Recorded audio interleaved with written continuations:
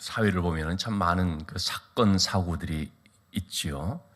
예수님 당시에도 이 사건 사고들이 참 많이 있었습니다. 뭐 어느 때나 항상 사건 사고들이 있는 거 아니겠습니까? 그런데 그런 일을 만나게 되면 사람들이 저 사람은 왜 저런 불행한 일을 당했나 질문을 하게 됩니다.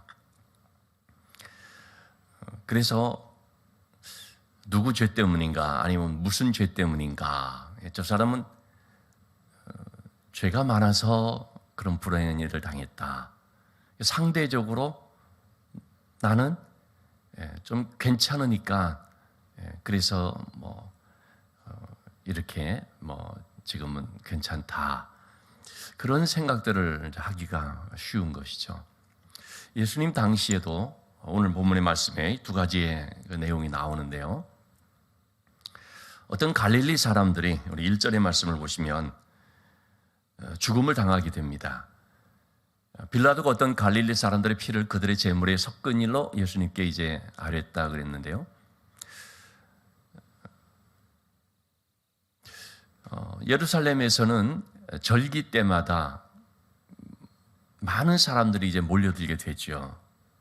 그래서 대표적으로 6월절 그러면 사람들이 와서 하나님께 나오면서 가정당 하나씩 그 제물을 잡게 됩니다. 양의 피를 이제 흘리기도 하고, 어떤 경우에는 이제 가난한 사람들은 산비둘기, 집비둘기를 이제 바치기도 하죠. 이렇게 많은 사람들이 이제 제물을 바치게 될 때에 정말 그 예루살렘의 그 기드론 시내 이런 데는 완전히 피로 범벅이 될 정도로 굉장히 피로 흥건했겠죠. 이제 각종 각 제물을 잡은 그런 피들이죠. 이제 그런 상황 속에서 이렇게 예루살렘으로 사람들이 와서 절기를 지키고 하는 그런 가운데 이 갈릴리에서 온 사람들이 무슨 일로 빌라도와 충돌을 하게 된 거죠. 갈릴리 사람들이 조금 그런 성향들이 좀 있었습니다. 이 로마 정부에 대해서 반발하는 어떤 그런 성향이 좀 많았다고 합니다. 근데 하여튼 빌라도가 볼 때에 질서를 따르지 않는다, 빌라도의 이런 그 통치에 대해서 좀 정면으로 도전한다, 이렇게 봤는지 그만 이 갈릴리 사람들이 죽음을 당하게 된 것이죠. 그러니까 이 절기 때에 드려지는 이 짐승의 제물에다가 갈릴리 사람들의 피가 섞여지는 이제 그런 일이 있게 됐습니다. 자, 이처럼 이 갈릴리 사람들이 글쎄요, 어떤 억울한 희생인지 아니면 자기들의 죄로 이렇게 된 것인지, 어쨌든 그들이 죽임을 당한 바로 이 일을 놓고서 몇 사람들이 주님께 와서 묻는 것입니다. 이거 어떻게 해석해야 됩니까? 무슨 죄 때문입니까? 그런 식으로 얘기를 했을지 모르죠. 자, 그러자 주님께서 하신 말씀이 뭐냐면 2절 말씀에 대답하여 이르시되 너희는 이 갈릴리 사람들이 이같이 해받음으로 다른 모든 갈릴리 사람들보다 죄가 더 있는 줄로 아느냐. 이 사람들의 죄가 다른 갈릴리 사람들보다 죄가 더 많아서 이런 일을 당한 줄로 생각을 하느냐 묻는 거죠. 그렇지 않다는 뜻이지 않겠습니까? 그러면은 이 갈릴리 사람들은 죄가 없기 때문에 무고한 희생을 당했느냐, 또 그런 의미만도 아니죠. 다시 말하면 뭡니까? 모든 사람들이 다 죄인이라는 것입니다. 꼭 이 갈릴리 사람들만 또는 어떤 이런 재난을 당한 사람들만 죄가 있고 그런 것이 아니라 모든 사람들이 다 죄인이라는 것입니다. 3절의 말씀에서도 또 한 사건을 얘기하죠. 3절 말씀에서는 너희도 만일 회개하지 않으면 다 이와 같이 망하리라. 그래서 모든 사람들이 죄인이기 때문에 다 회개해야 됨을 말합니다. 즉 다른 사람들의 불행한 것을 보면서 저 사람 무슨 죄가 많아서 저런가 라고 보는 것이 아니라 그들의 그런 일을 보면서 자신을 돌아볼 수 있어야 된다는 거죠. 나는 하나님 앞에 어떤가, 나는 하나님 앞에 참 얼마나 죄가 많은가, 자기의 죄를 볼 수 있어야 된다는 것입니다. 그리고 이어서 4절 말씀에서도 실로암에서 망대가 무너져 18명의 사람들이 죽었는데요, 그 사람들이 예루살렘에 사는 모든 다른 사람들보다도 죄가 더 있겠느냐? 실로암은 예루살렘에 있는 거죠. 그 예루살렘에 있는 어떤 사건 속에서 그 사람들이 죽게 되자, 그럼 그 사람들이 예루살렘에 있는 다른 모든 사람보다 더 죄가 많았기 때문에 그런 심판을 받았을 것인가? 그렇지가 않다는 거죠. 우리식으로 말하면 뭡니까? 참 최근에도 큰 그 비극이 있었지 않습니까? 작년 10월 30일, 31일, 참 날짜도 잊을 수 없을 것 같아요. 왜냐하면 종교개혁 기념주일 있는 그때였거든요. 그때 얼마나 많은 사람들이 희생을 당했습니까? 이태원에서 그 많은 사람들이 희생을 당했다고 한다면, 그러면 서울에 사는 서울 시민의 그 어떤 사람들보다도 이 사람들이 죄가 더 많기 때문에 그들이 죽은 줄 생각하느냐, 이렇게 좀 표현해 볼 수가 있는 거죠. 왜냐하면 사람들 속에는 그런 면들도 있을 수가 있기 때문에, 어떤 재난을 만나면 거기에 대해서 특별히 참 저 같은 목회자들 중에서 일부죠, 잘못된 해석을 가지고 이것은 예를 들어 세월호의 어떤 사건이 나오면 무슨 하나님의 재앙에 대한 심판 때문이다, 뭐다, 이런 식으로 이제 해석을 하고 또 그것을 아주 완전히 그렇게 규정지어 버리고서 말함으로써, 그래서 그때 희생을 당한 사람들에게는 참 진짜 두 번 죽이는 더 큰 아픔이 있는 이런 일들이 있게 되죠. 그런 식으로 잘못된 해석을 하면 안 된다는 것이죠. 여러분, 우리가 성경을 보면서도 분명히 이렇게 사안에 따라서 달라지는 것을 볼 수가 있습니다. 자, 여러분, 욥의 고난을 보면서 그 원인이 무엇 때문입니까? 욥의 친구들은 와서 자꾸 해석을 하면서 그렇게 얘기하지 않습니까? 욥의 고난은 죄 때문이다. 그러니까 결국은 뭐냐면 욥은 감춰진 어떤 그런 죄가 있어서 그런 고난을 당하고, 그거에 비하면 자기들은 상대적으로 의로운 그거를 자꾸 드러내게 되어버리는 것입니다. 그러면 욥의 고난은 그것이 아니지 않습니까? 하나님의 어떤 뜻이 있어서 그런 것이지, 욥은 그리고 누구보다도 의로운 삶을 살았다고 성경은 분명히 말하고 있습니다. 아벨의 죽음을 볼 때, 여러분, 아벨은 하나님 앞에 의로운 사람이었지 않습니까? 가인이 잘못된 제사를 드리고 가인이 하나님 앞에 올바르지 못했기 때문에 가인이 아벨을 죽인 것인데요, 그리고 가인의 죄가 큰 것인데요, 아벨은 자기 죄 때문에 죽은 것이 아니죠. 다른 사람의 그런 악함 때문에 죽은 것이라고도 볼 수가 있죠. 어쨌든 욥이나 아벨의 경우를 보면 결코 그 고난의 원인이 죄 때문은 아니라는 것을 볼 수가 있죠. 우리 요한복음 9장에 보면 나면서부터 맹인이 된 사람이 구걸을 하게 될 때 제자들이 지나가면서 그 맹인을 보며 얘기하지 않습니까? 예수님, 저 사람이 저렇게 불행한 일을 당한 것은 누구의 죄 때문입니까? 부모의 죄 때문입니까? 자기의 죄 때문입니까? 이렇게 일반적인 사람들이 말하듯이 제자들도 그런 시각으로 보는 거죠. 인과응보적인 관점에서 저 사람이 저렇게 나면서부터 맹인이 있다는 것은 불행한 일인데, 그래서 분명히 필시 죄 때문일 것이다. 중요한 것은 누구의 죄 때문인가? 이런 식으로 자꾸 딱 정의해서 말하게 되는 그런 것들이 얼마나 그 위험하고 또 잘못된 해석일 뿐만 아니라 더 큰 상처를 줄 수 있는 문제가 되는가 하는 것을 볼 수가 있죠. 근데 여러분, 이것은 오늘날 또는 신앙생활하는 우리들에게도 굉장히 해당될 수 있는 그런 면이죠. 어떤 사람이 무슨 상처나 아픔을 당했을 때, 불행한 일을 당했을 때 사람이 무슨 죄가 많아서 저런가, 죄 때문일 거야. 여러분, 참 그런 시각을 가지면 안 된다는 거죠. 반면에 또 죄 때문인 경우들도 있죠. 우리가 새벽 예배 때마다 이제 구약의 말씀 예레미야를 보지 않습니까? 예레미야서에 있어서 유다 백성들이 바벨론 포로로 끌려가는데 무엇 때문입니까? 죄 때문입니다. 그것은 분명히 그것은 하나님께서 그들의 죄에 대해서 징계하시고 또 그들을 새롭게 만드시기 위해서 연단하시는 그런 목적 때문에 하는 것이죠. 어제도 봤습니다마는 그 이스라엘 땅에 기근이 들었는데 그것은 우상숭배에 빠진 이 악한 백성들을 징체하시는 하나님의 그 징계의 의미가 분명히 있는 거죠. 그걸 통해서 깨닫게 하시고 회개하도록 하시는 면이 분명히 있죠. 그래서 어떤 경우에는 죄 때문일 수가 있고 어떤 경우에는 전혀 죄 때문이 아닌 다른 어떤 하나님의 뜻이 있을 수가 있고 또는 뭔가 자신의 죄는 아니지만 그 어떤 구조적인 죄 때문에 또 불가피하게 일어나거나 또는 안타까운 희생을 당하게 되는 그런 면들도 다 있을 수가 있는 것입니다. 그렇기 때문에 우리는 너무나 단선적인 시각으로서 함부로 이렇게 말하면 안 된다는 것입니다. 그러면서 주님께서 하신 말씀이 뭡니까? 사실은 모든 사람들이 다 죄가 있는 죄인이라는 것입니다. 사람들이 와서 자꾸 예수님께 누구 죄 때문입니까? 그 사람들이 죄 때문이 아닌가요? 이런 식으로 말하는 것에 대해서 그 속에 감춰져 있는 나는 그러니까 괜찮은 사람이지라는 그런 것에 대해서 예수님께서 모든 사람들이 다 죄 지었고 죄인이다.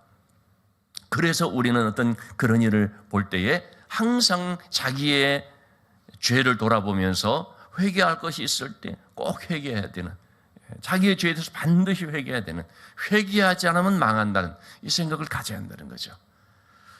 제가 어제 소개해드린 김혜자 배우의 생애 감사해라고 하는 그 책에서 우리 김혜자 씨는 이제 그런 얘기를 합니다.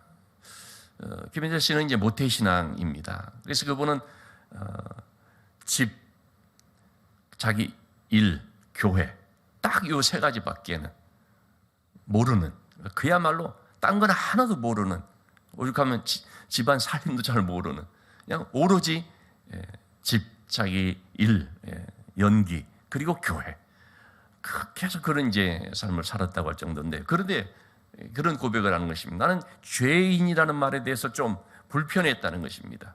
내가 왜 죄인이야? 내가 무슨 죄를 지었다고? 라는 생각을 했다는 거죠. 그런데요, 이분이 이제 배우로서도 참 많은 영향력을 끼치지만 특별히 이제 월드비전을 통해서 이 아프리카의 아이들을 돌보는 것이 굉장히 그 많은 사람들에게 큰 영향을 끼쳤죠. 본인 자신도 한 100명이 넘는 아이들을 돌보고 있는 걸로 아는데요. 근데 이분이 그런 얘기를 합니다. 아프리카에 가서 처음 이제 가서 그 참 어려운 가운데 있는 사람들을 보게 됐다는 것입니다. 근데 촬영을 하는 가운데 있는데도 내내 울었다는 거죠. 그래서 이분이 말하기를 나는 이렇게 사는 사람들이 있는 줄을 몰랐다는 것입니다. 밥을 굶기를 밥 먹듯이 하는 사람들이 있다라는 이 사실을 몰랐다는 거예요.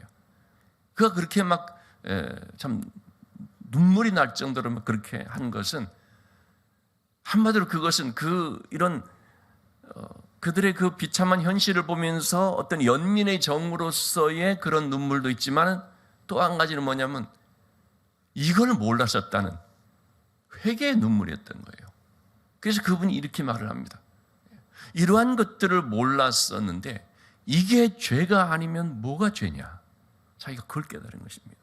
이러한 사람들이 주변에 이렇게 많이 있는데 나는 나 한 사람, 나 뭐 그냥 먹고 살만하지 않습니까? 그렇게만 있으면서 다른 그런 이렇게 어려운 사람들이 있다는 이 사실을 전혀 알지 못했다는 이게 죄가 아니면 뭐가 죄냐? 너무나 그런 자신의 죄에 대해서 깊이 깨달았다. 그리고 정말 안타까움으로 회개를 했다는 것이죠. 참 그걸 보면서 굉장히 그 공감이 좀 되지 않습니까? 저도 사실 그런 마음이 조금 있습니다. 이렇게 정말 뭐 특별히 저 같은 경우에도 코로나 때문에 이 주변을 이제 사실은 많이 좀 돌아보게 된 것인데요. 그러면서 우리 주변에 이런 분들이 있었구나. 이렇게 어려운 분들이 많이 있었구나. 우리는요, 이런 어떤 수치의 환상에 빠져서 잘 분별하지 못하는 경우가 있습니다. 우리나라가 국민소득 3만 5천 불 시대를 살아갔고, 그러면은 그건 하나의 통계일 뿐인데 말이죠. 그런 걸로 이제 우리는 뭐 다 막 그냥 선진국처럼 잘 살게 된 것처럼 보여지고 그렇게 착각에 빠질 수가 있는데요. 이 삶을 들여다보면 그렇지 않은 경우들이 얼마나 많아요. 생각보다 굉장히 많은 것을 우리 보게 되거든요. 하나의 예를 들어 제가 말한 것입니다만은, 이처럼 우리는요 진짜 이 죄에 대해서 참 예민하게 볼 수 있어야 됩니다. 그래서 김혜자 씨는 그런 얘기를 하는 것입니다. 꼭 살인해야만 죄냐? 아니라는 거죠. 그런 점에서 보면 우리가 얼마나 참 죄가 많은지 모릅니다. 진짜 우리가요 얼마나 이기적이고 자기중심적인 죄인인지 알 수가 없습니다. 그런 이런 우리의 이 모습을 우리가 잘 들여다볼 필요가 있다는 것입니다. 자기의 죄를 깨달을수록, 죄의식을 가질수록, 가책이 될수록 그 사람이 회개를 하게 되는 것이고 그 사람이 바르게 서게 되는 것이거든요. 주님은 이제 그 말씀을 하고 있는 것이죠. 자, 오늘 두 번째 말씀을 좀 보겠는데, 좀 지나가서 우리 18절 말씀 보면은요, 이번엔 주님께서 이 하나님의 나라에 대한 말씀을 하십니다. 여러분이 하나님의 나라라는 것은 참 신비한 세계입니다. 그래서 이 하나님의 나라라는 것을 우리의 말로서의 표현을 하려고 하면 쉽게 잘 설명할 수가 없습니다. 그리고 듣는 사람도 이게 잘 알아듣기가 쉽지가 않습니다. 왜냐하면 너무 참 비밀스러운, 즉 신비로운 그런 세계이기 때문인 거죠. 그래서 주님께서는 하나님의 나라에 대해서 쉽게 설명하기 위해서, 좀 알아들을 수 있도록 하기 위해서 사용하신 것이 뭐냐면 비유였던 것입니다. 그래서 자꾸 하나님의 나라를 말씀할 때 비유로 말씀하게 되는 것이죠. 그래서 주님의 비유 속에는 이 하나님의 나라의 비유가 참 많은 거죠. 예를 들면 마태복음 21장에 나오는 포도원 품꾼의 비유. 아침 일찍부터 와서 이렇게 일한 사람에게 한 데나리온을 준다 약속을 했는데, 아주 늦게 오후 5시쯤 와서 일한 사람에게도 한 데나리온을 주는, 그걸 보면은, 그 자체를 보면은 무슨 이런 불공정한 것이 있느냐? 아니 어떻게 1시간 정도 와서 일한 사람하고 하루 종일 일하는 사람하고 똑같이 품삯을 주느냐? 라는 관점에서 볼 때 너무 이거는 불편부당하다라는 생각을 할 수가 있지 않습니까? 그런데 그 말씀을 보면 첫 구절이 그렇게 시작됩니다. 하나님의 나라는 이와 같으니. 하나님의 나라에 대해서 말한 것입니다. 즉 무엇에 대해서 말한 것입니까? 구원에 대해서 말한 것입니다. 먼저 믿은 사람이나 늦게 믿은 사람이나 구원은 같은 구원이지요. 그런데 보니까 나중에 와서 자격이 없는 가운데 주어진 어떤 그것에 대해서 더 감사하고 더 감격하고 더 크게 기뻐하고, 그런 사람들이 보니까 늦게 와서 너무나 큰 그런 과분한 은혜를 받은 사람들이었다라는 거죠. 이런 것들을 통해서 하나님 나라의 성격을 이제 말해주는 건데요, 오늘 본문의 말씀에서도 하나님의 나라에 대한 것을 이제 비유로 말씀하시면서 두 가지 비유를 말하는 것을 봅니다. 첫째는 겨자씨의 비유죠. 겨자씨는 이스라엘 땅에서 많은 그 씨 중에서도 가장 작은 씨 중에 하나입니다. 물론 가장 작은 씨는 아닙니다. 전에는 우리가 이 이스라엘 이런 성경 지리가 있는 그곳에 많이들 못 가봐서 겨자씨 그러면은 뭐 그냥 설명만 듣고 이거 뭐 보이지도 않는 뭐 그런 식으로들 했는데, 우리가 가보니까 알잖아요. 그렇지는 않다는 사실. 생각보다는 그래도 좀 씨가 크더라고요. 근데 어쨌든 씨가 작은 씨죠. 근데 이게 심어지면 나중에 자라는데 3m까지도 자라는 가장 큰 관목 중에 하나라고 말해지는 그런 성격의 나무이기 때문에 주님은 이 겨자씨, 이걸 비유로 든 거죠. 즉 하나님 나라의 어떤 외형적인 성장, 이런 면을 두고서 말씀했다고 할 수 있습니다. 다시 말하면 생명력을 가지고 말하는 것이죠. 하나님의 나라는 참 작은 겨자씨 같은 아주 처음에는 미미하게 시작될 수 있는 것이지만, 그런데 그 안에 생명력이 있기 때문에 이것이 이렇게 큰 나무로 자라는 것처럼 엄청나게 성장하게 된다는 것입니다. 그래서 하나님의 나라는 겨자씨와 같다라고 말할 때는 처음에는 너무 작지만 내 시작은 미미하다고 볼 수 있나, 나중엔 창대하게 된다 하는 것처럼 그 하나님 나라의 그런 성장해가는 모습을 볼 수 있습니다. 왜 성장하게 되겠습니까? 계속적으로 자라는 것이 무엇 때문입니까? 그 안에 생명이 있기 때문인 거죠.